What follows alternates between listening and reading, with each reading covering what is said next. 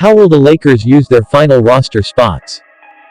After a flurry of signings in the opening 24 hours of free agency, the Lakers are down to their final roster decisions of the offseason.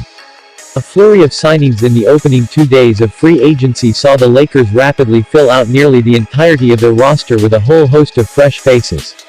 Malik Monk, Talon Horton-Tucker and Kendrick Nunn will bring some youth to the team, while Carmelo Anthony, Trevor Ariza and Wayne Ellington will bring veteran experience and shooting to the roster.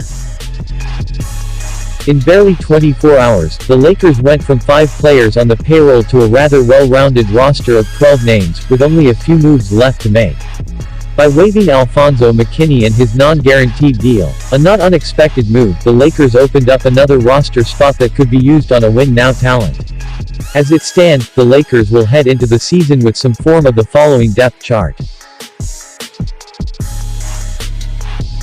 The emphasis put on shooting was clear after a postseason in which the Lakers struggled to throw a pea in the ocean, and an offseason that saw the team add another non-shooter in Westbrook. Nunn, Bazemore, Monk, Ellington and Anthony all were above-average three-point shooters last season.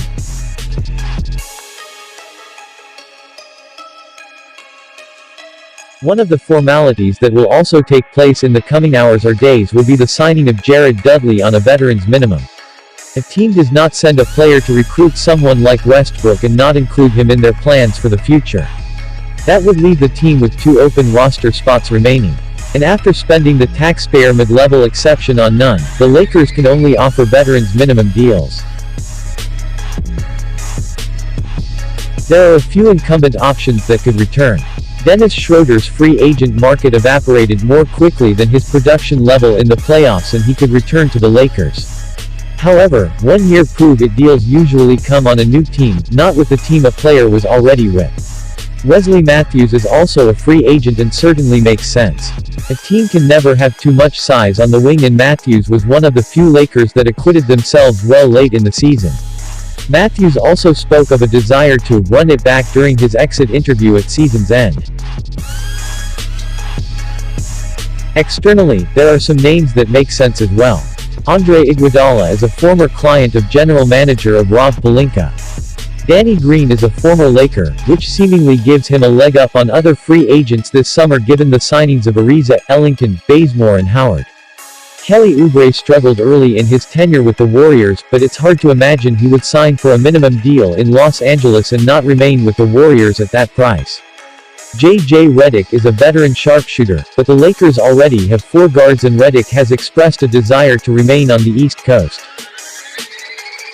Victor Oladipo could be an intriguing buy low candidate if his market has completely bottomed out, but it's unlikely he'll be able to contribute until much later into the season. Paul Millsap's time in Denver appears to be coming to an end with their signings, but with Davis and James already on the roster, the minutes for him would be sparse if he was even interested in a minimum deal. Few remaining free agents do not have a caveat connected to them in some way, hence why they are still available in free agency. Most players remaining are specialists in one aspect or another that would force them into specific, limited roles as well.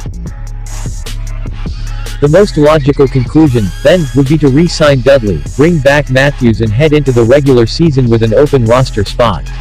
The team could also potentially use that open roster spot on a player like Devontae Cacok, who is no longer on a 2-way contract but is playing on the Lakers' Summer League team. Signing Cacok to a non-guaranteed deal would keep him in-house, where he could potentially play with the South Bay Lakers while still giving the Lakers the flexibility to waive him and sign a player if they are waived or bought out during the season. And after bringing in so many fresh faces, it might make sense for a few familiar names to round out the remainder of the roster to close free agency. If you enjoyed this video and want to hear from me again, be sure to hit that subscribe button before you go.